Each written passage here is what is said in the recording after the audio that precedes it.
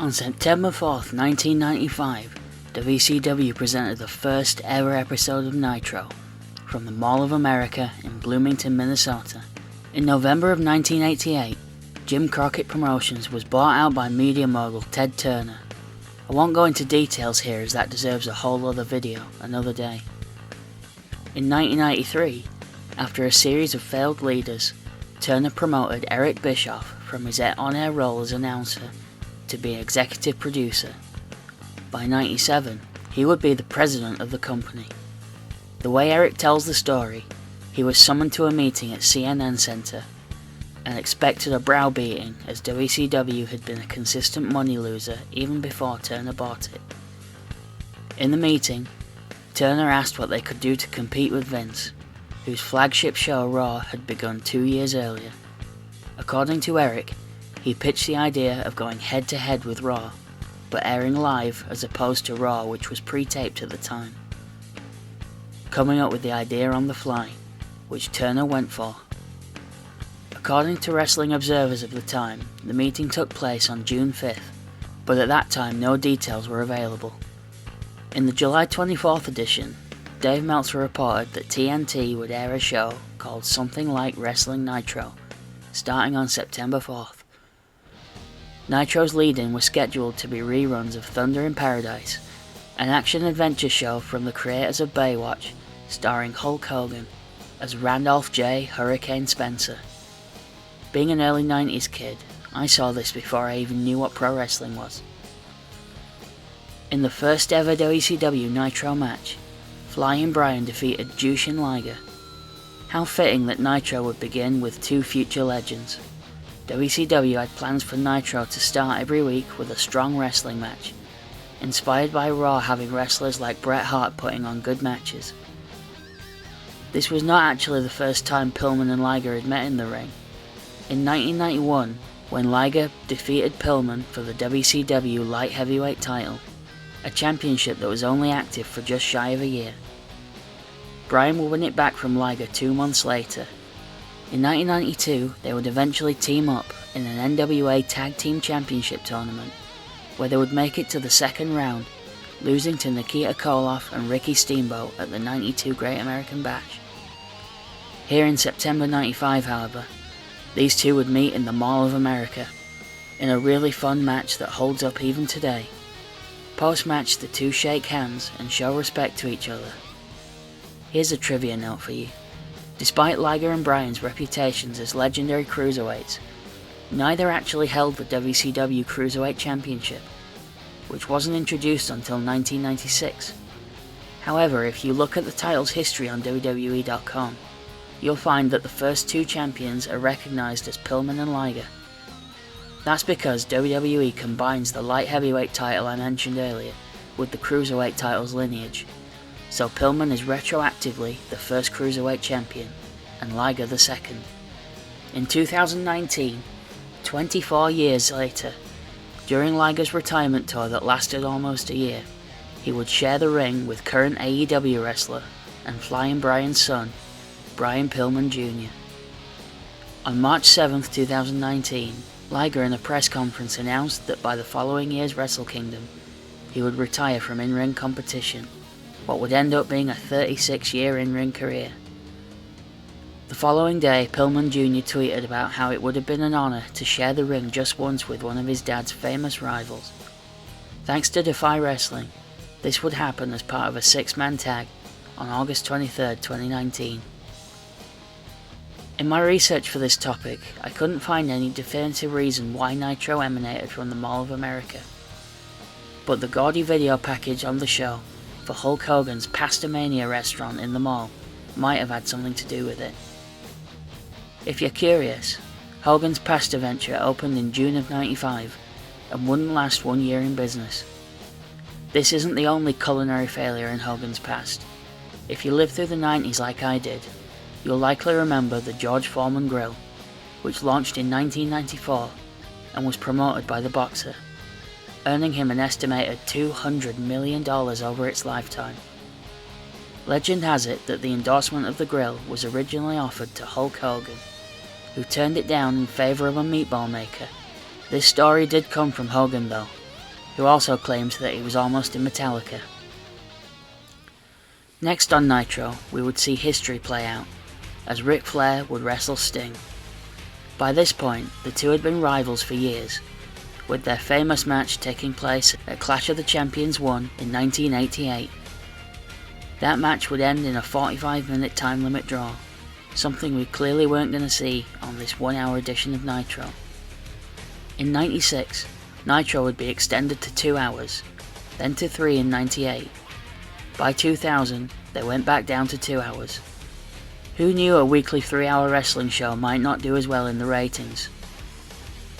At the final ever Nitro on March 26, 2001, WCW saw no better choice for their final match ever than to harken back to one of their hottest feuds, as Sting and Ric Flair would wrestle one last time. They would actually wrestle once more for TNA in 2011, but we don't talk about that, so shush. There's another reason for this match being famous though, as on the opening bell, WWF's Lex Luger would enter ringside. Flair and Sting reacted like they'd seen a ghost, and with good reason. 24 hours earlier, Lex had been in New Brunswick, Canada, wrestling on a WWE house show. He would team with Shawn Michaels in a winning effort against Owen Hart and Yokozuna, but a day later showed up on the rival's new show. Very few people knew that Luger would be making an appearance, and what better way to do it than have him walk into such a public space like a mall. For all anyone knew, he might be there to get his shopping done. Given the time constraints Flair and Sting faced here, that they didn't in their world title matches, this was never going to be a classic like they'd had before. They wrestle a very enjoyable, abridged version of their previous matches, until Arn Anderson, who had split up with Flair at this point, comes down the aisle. The dynamic of Sting vs Flair matches was usually that Sting completely outmatched Flair physically, to the point of no selling Flair at some points. But Flair would find sneaky ways to get back into control, often cowering away from Sting. They wrestle for about 10 minutes, until Flair cheats by locking in the figure 4 and pulling on the ropes for leverage. This causes Arn to enter the ring, and the referee calls for the bell. The official decision is a no contest, as Arn and Rick brawl to the backstage area, or whatever that would be in a mall. The stockroom maybe? Before this segment can end, there's a commotion at ringside. Scott Norton returns to WCW, fresh off a tour with New Japan. Norton has a heated argument with Eric Bischoff, which Steve McMichael tries to cool down. Eventually, Randy Savage runs in and challenges Norton to a match which would take place on next week's Nitro. Eric Bischoff is referred to on air as the GM.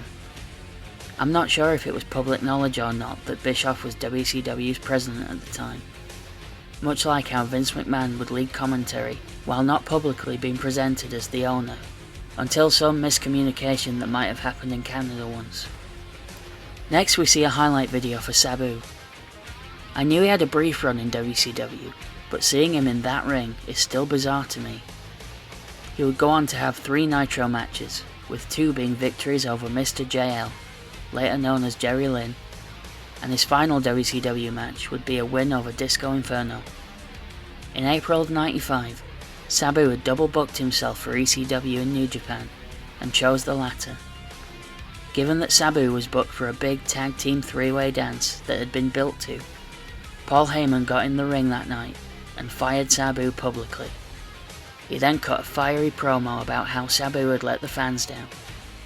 This is likely why Sabu had his short WCW run, but he and Heyman apparently had made up, as Sabu returned to ECW by the November to Remember event, and shortly after left for another New Japan tour. His entire WCW tenure lasted about 9 weeks. At this point in the show, they are showing the crowd while the commentators plug up upcoming events, when I spotted this monstrosity. He's known as Wildcat Willy, and he served as a mascot for WCW on both Nitro and Saturday Night. According to the internet, the man in the costume is called Gary Hedrick, the butler of the Blue Bloods.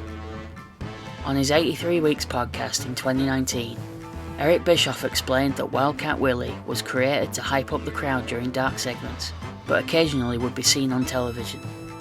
He was the invention of a man named Bob Dew, who headed live events when Eric Bischoff had joined the company. The inspiration was based on sports team mascots, the greatest of all time being Kingsley, the Partick Thistle mascot. Eric also notes that the idea behind Wildcat Willy was similar in concept to that of the Nitro Girls, who came around in '97. A similar concept, but galaxies apart in presentation. Mascots in wrestling come around every now and then. In 2007, TNA brought in a kangaroo called Stomper, for reasons that I cannot find anywhere on the internet. Stomper looked a bit like a Crash Bandicoot ripoff, and didn't last all that long. In the early years of Raw, they would have ring girls similar to boxing and later UFC, but that felt out of place as there were no rounds to hold the cards up for. I can't talk about mascots in wrestling without mentioning perhaps the most famous one of all, the Gobbledygooker. The man-sized turkey hatched from a giant egg at the Survivor Series 1990, the same night The Undertaker debuted. The original plan for the Gooker is that he would be a mascot but would also wrestle, so they needed a trained wrestler in the suit. As a result, Hector Guerrero, brother of Eddie, danced with Mean Gene once and only once. Eric Bischoff throws to the introduction of another returning wrestler, Michael Wall Street, formerly known in the WWE as Irwin R. Shyster, IRS. Wall Street was Mike Rotundo, who had previously been in WCW as a member of the Varsity Club, led by Kevin Sullivan. He returned looking like a clone of his former tag team partner, the $1 Million Man Ted DiBiase, and even referenced the IRS in his promo. We now come to the main event, a match between Big Bubba Rogers and WCW World Champion Hulk Hogan. Bubba was Ray Traylor, known to WWE fans as the Big Boss Man. Hogan had a reputation for bringing opponents he liked and friends of his to the company he was with at the time. So we saw the likes of Jimmy Hart, the Nasty Boys, and many others follow him to WCW. Traylor had many main events with Hogan, including a famous cage match in Madison Square Garden in 1989. One of the ways WCW was able to lure Hogan to sign with them was to offer him creative control of his matches and storylines, effectively allowing him the power to veto anything he didn't like, but also giving him a say in who he wrestled. This would come back to bite WCW several times, such as in 1994, when their biggest event on the calendar, Starrcade, was main evented by Hogan versus Brutus Beefcake of all people. Early in the match, Eric Bischoff notes that Hogan has spent a lot of time in Minnesota, and so likely has the fan support. This is a reference to Hogan's time in the AWA, where he started to make waves before joining WWE. Hogan leaving the AWA is regarded as one of the promoter Vern Gagne's greatest mistakes, as legend has it that Vern didn't see the benefit in Hogan appearing in Rocky III as Thunderlips. Let me run that back. Vern didn't see the benefit in Hogan appearing in the world-famous $270 million grossing Rocky III. Give me one more try. Vern didn't see the benefit in Hogan being associated with Sylvester Stallone and Mr. T. I could go on, but you get the point by now. Can you tell I don't want to talk about this match? It's fine and all, but after Pillman, Liger, Flair and Sting, this just feels like a massive gear change. It's a typical Hogan TV match, with him winning using his Moves of Doom sequence John Cena style. Post-match, Hogan is attacked by the Dungeon of Doom, who he'd been feuding with. Lex Luger comes out to help Hogan, but the two back into each other, leading to a confrontation between the two. This was interesting historically, as when Hogan left WWE in 1993, Luger was the man chosen to take his place. Actually, Sid was, but for some bizarre reason, he turned down the chance to be the next Hulk Hogan. Luger got his chance at SummerSlam 1993, following the now famous Lex Express bus tour. So it's interesting to see the two share a ring here. Luger would eventually defeat Hogan for the WCW title in 1997, in a match famous now for how popular Luger was on that night. Randy Savage and Sting come back out to try and cool things down, to no avail. After an ad break, Mean Gene comes out to interview both men, building to a match next week between the two. In true WCW fashion, that match would end in a DQ. You likely don't need me to tell you this, but despite its legendary fall from grace, WCW Nitro was a net positive for the entire wrestling business. It may have taken a while, but it eventually caused WWE to up their game, leading to the most lucrative era in pro wrestling history, when wrestling found a new attitude. Thank you for watching yet another wrestling channel. If you enjoyed this, please comment, like or subscribe.